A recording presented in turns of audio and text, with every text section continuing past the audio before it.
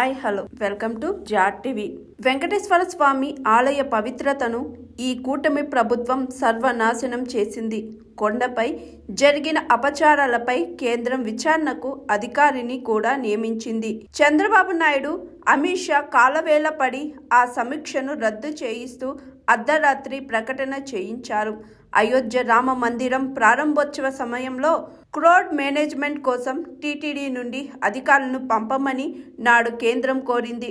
నేడు అయోధ్య రామ మందిరం వద్ద క్రౌడ్ నిర్వహణ అత్యద్భుతంగా జరగడానికి టీటీడీ అధికారుల సూచనలు కూడా ఒక కారణం.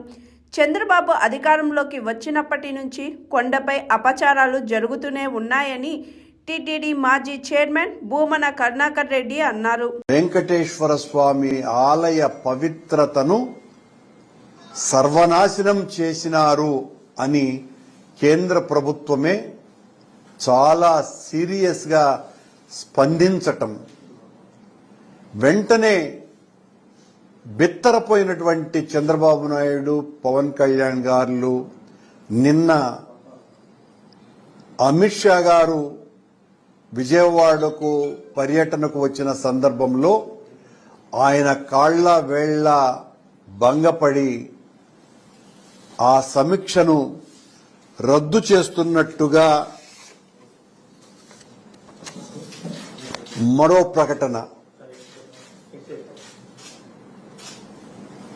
మొదటేమో ఒక సీనియర్ ఐఏఎస్ సీనియర్ అధికారి నుంచి సమీక్షకు పంపుతున్నాము అని చాలా స్పష్టంగా ఆదేశాలిస్తే, రాత్రి హడావిడిగా ఇచ్చినటువంటి ఈ ప్రకటనలో అధికారికమైనటువంటి సంతకాలు ఏవీ లేకుండా తమాషగా ఉంది కూడా ఈ రద్దు ప్రకటన. జియో control room officer ministry of home affairs పేరుతో వచ్చింది. అదేమో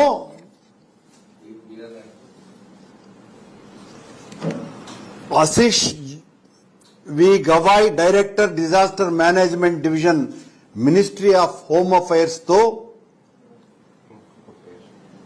పలానా సంజీవ్ కుమార్ జిందాల్ అడిషనల్ సెక్రటరీని డిజాస్టర్ మేనేజ్మెంట్ నుంచి పంపుతున్నామోనని చాలా స్పష్టంగా పంపితే,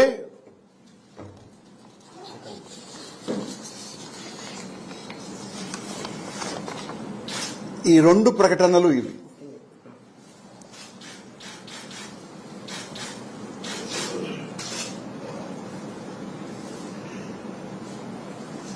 ఒకటి, కేంద్రం అనుమానంగా కొండ మీద జరుగుతున్న అపచారాలకు, దుర్ఘటనలకి బాధ్యులైనటువంటి వాళ్ల మీద చర్యలు తీసుకోవాలా అన్నటువంటి ఒక స్పష్టమైనటువంటి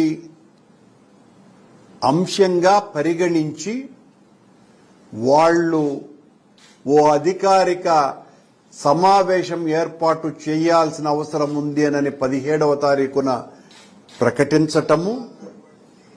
దాని మీద వెంటనే నిన్న అమిత్ షా గారు రాగానే చంద్రబాబు గారు ఆయన్ను మక్కువ చేసుకుని వెంటనే నిన్న రాత్రి పొద్దుపోయిన తరువాత కంట్రోల్ రూమ్ ఆఫీస్ నుంచి ఈ రకమైనటువంటి ప్రకటన రావటం అంటే ఎంత భయపడ్డారు చంద్రబాబు గారు. మొట్టమొదటిసారి చరిత్రలో లేని విధంగా కేంద్రం తిరుమల వ్యవహారాల మీద జోక్యం చేసుకునే అంతగా ఈ దుర్ఘటనలు జరుగుతున్నాయి అని వాళ్లు భావించటం. ఇదే కేంద్రం నుంచి సాక్షాత్తు ప్రైమ్ మినిస్టర్ సెక్రటరీ గారే నేను టీటీడీ చైర్మన్ గా ఉన్నప్పుడు ఆ రామాలయ ప్రారంభోత్సవం దినాన ఆనాటి రామాలయ నిర్వహణ కమిటీ, రామమందిర నిర్వహణ కమిటీ రాష్ట్రంలో కేవలం 2 ఆహ్వానం పలికింది. ఆ 2లో నేను కూడా ఒకడిని. నేను వెళ్లటం కూడా జరిగింది. ఆ రోజున నాతో అంతపూర్వం ఉన్నటువంటి మోడీ గారి ప్రత్యేక కార్యదర్శి నాకు ఫోన్ చేసి, మా ఈవోకు ఫోన్ చేసి, అంటే ఈవోగా ఉన్నటువంటి ధర్మారెడ్డికి ఫోన్ చేసి, క్రౌడ్ మేనేజ్మెంట్కు సంబంధించి మీరు అధికారులను పంపండి అని వాళ్ళ విజ్ఞప్తి మేరకు మా అధికారులు ఇంజనీరింగ్ శాఖకు సంబంధించిన చీఫ్ ఇంజనీర్, అడ్వైజర్ ఇంజనీరింగ్ దీనికి సంబంధించిన ఆఫీసర్లు అందరూ కూడా దాదాపు 10 రోజుల పాటు క్రౌడ్ మేనేజ్మెంట్కు సంబంధించి వాళ్లకు సలహాలు, సూచనలు ఇచ్చి ఈ రోజున చాలా అత్యద్భుతంగా నిర్వహణ సాగటానికి టీటీడీ అధికారులు ఒక ప్రధానమైనటువంటి పాత్రను పోషించినారు. అంతటి ఘనమైనటువంటి చరిత్ర ఉన్నటువంటి ఆలయానికి ఎంత అప్రతిష్ట తెచ్చినారు అనంటే, చంద్రబాబు గారు అధికారంలోకి వచ్చిన రోజు నుంచి ఆనంద నిలయుడి చెంత అన్ని అపచారాలే.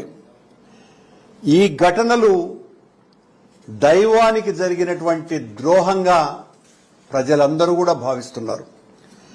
మాయ మాటలతో, తప్పుడు వాగ్దానాలతో మనుషుల్ని మోసం చేయవచ్చు చంద్రబాబు నాయుడు గారు. విశ్వనేత్రుని ముందు ఈ వింత నాటకాలు కుదరవు. హైందవ ధార్మిక రాజధానిలో బ్రహ్మాండ నాయకుని చెంత శిశు మరణాల అంటే, ఈ మధ్యనే ఒక వారం 10 రోజులు కూడా గాల కొండ మీద చౌల్ట్రీ నుంచి ఒక బాలుడు పడిపోయినాడు. దానికి చంద్రబాబు గారికి సంబంధించినటువంటి పత్రికలు కానీ, ప్రసార మాధ్యమాలు కానీ ఏ రకమైనటువంటి ప్రచారము ఇవ్వాల.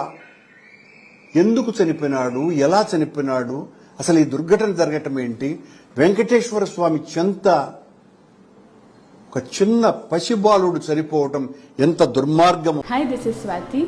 లైక్ చేయండి, షేర్ చేయండి, కమెంట్ చేయండి అండ్ సబ్స్క్రైబ్ చేయండి GR TV. Hi, this is Monica. Please like, share and subscribe GR TV.